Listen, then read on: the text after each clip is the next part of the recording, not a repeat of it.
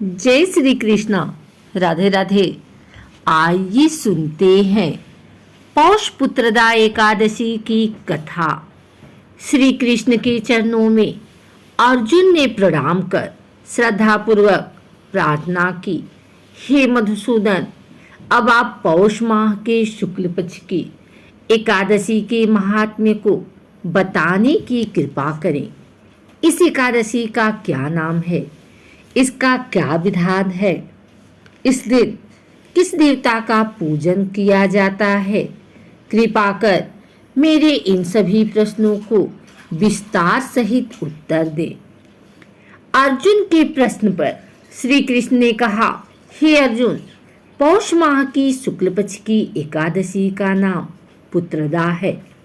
इसका पूजन पूर्व में बताई गई विधि अनुसार ही करना चाहिए। इस उपवास में भगवान श्री हरि की पूजा करनी चाहिए।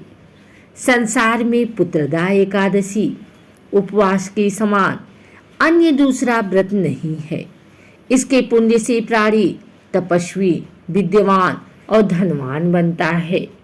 इस एकादशी से संबंधित जो कथा प्रचलित है उसे मैं तुम्हें सुनाता हूँ, श्रद्धापूर्वक श्रवण करो। प्राचीन समय में भद्रावती नगरी में सुकेतुमान नाम का एक राजा राज्य करता था।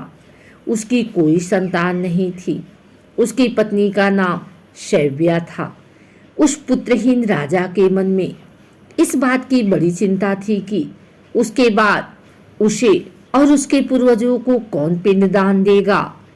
उसके पितृ भी व्यथित हो पिंड लेते थे कि सुकेतुमान के बाद हमें कौन पिंड देगा।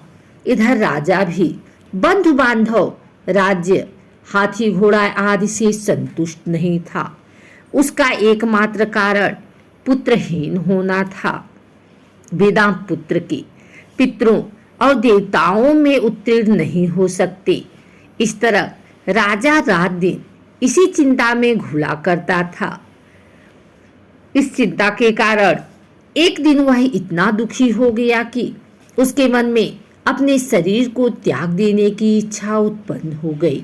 किंतु वह सोचने लगा कि स्वयं को घात पहुंचाना तो महापाप है। अतः उसने इस विचार को मन से निकाल दिया। एक दिन इन्हीं विचारों में डूबा हुआ वह घोड़े पर सवार होकर वन को चल दिया। घोड़े पर सवार राजा वन, पक्षियों और वृक्षों को देखने लगा। उसने मन में देखा कि मृग, बाघ, सिंह, बंदर आदि विचरण कर रहे हैं। हाथी शिशुओं और हथिनियों के बीच में विचर रहा है। उस वन में राजा ने देखा कि कहीं तो सियार कर्कश शब्द निकाल रहे हैं और कहीं मोर अपने परिवार के साथ नाच रहे हैं।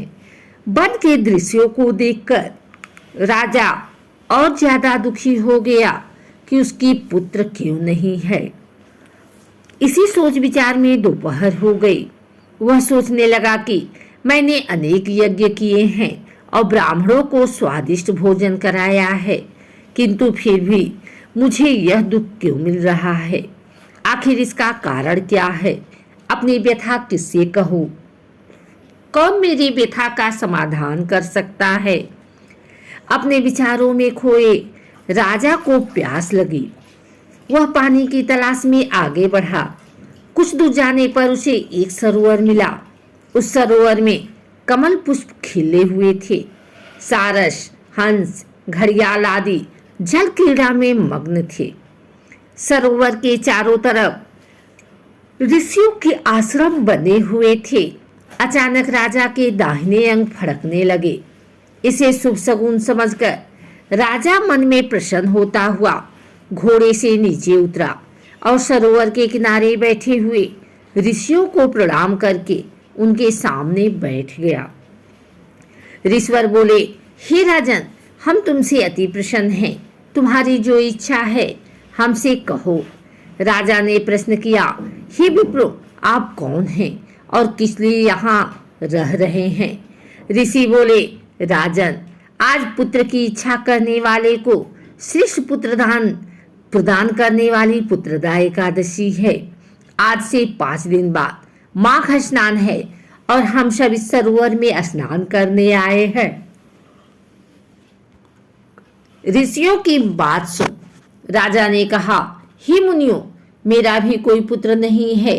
यदि आप मुझ पर प्रसन्न हैं तो कृपा कर मुझे एक पुत्र का वरदान दीजिए। ऋषि बोले, हे राजन, आज पुत्रदा एकादशी है, आप इसका उपवास करें। भगवान श्री हरि की अनुकंपा से आपके घर अवश्य ही पुत्र होगा। राजा ने मुनि के वचनों के अनुसार उस दिन उपवास किया और द्वादशी को व्रत का पारण किया और ऋषियों को प्रणाम करके वापस अपनी नगरी आ गया। भगवान श्री हरि की कृपा से कुछ ही दिनों बाद ही रानी ने गर्भ धारण किया और 9 माह के पश्चात उसके एक तेजस्वी पुत्र उत्पन्न हुआ। यह राजकुमार बड़ा होने पर अत्यंत वीर, धनवान, यशस्वी और प्रजापालक बना। श्री कृष्ण ने कहा, हे पांडुनंदन, पुत्र की प्राप्ति के लिए पुत्रदा एकादशी का उपवास करना चाहिए। पुत्र प्राप्ति के लिए इससे बढ़कर दूसरा कोई व्रत नहीं है। जो कोई व्यक्ति पुत्रदा एकादशी के महात्म्य को पढ़ता वह श्रवण करता है तथा विधानानुसार इसका उपवास करता है, उसे सर्वगुण संपन्न पुत्र रत्न की प्राप्ति होती है। श्री हरि की अनुकंपा से वह मनुष्य मोक्ष को प्राप्त करता है। पुत्र का ना होना बड़ा ही दुर्भाग्यपूर्ण है। उससे भी दुर्भाग्यपूर्ण है पुत्र का कुपुत्र होना। अतः सर्वगुण संपन्न और सुपुत्र पाना बड़ा ही दुर्लभ है।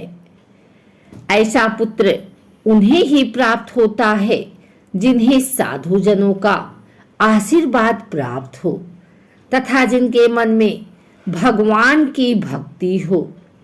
इस कलयुग में सुयोग्य पुत्र प्राप्ति का श्रेष्ठ साधन पुत्रदा एकादशी का व्रत ही है। अगर आपको हमारी वीडियो अच्छी लगी हो तो इसे लाइक करें, कमेंट करें, शेयर करें। हमारे चैनल को सब्सक्राइब करके बेल नोटिफिकेशन ऑल पर सेट कर लें ताकि आगे आने वाली वीडियो सबसे पहले आप तक पहुंच सके। धन्यवाद।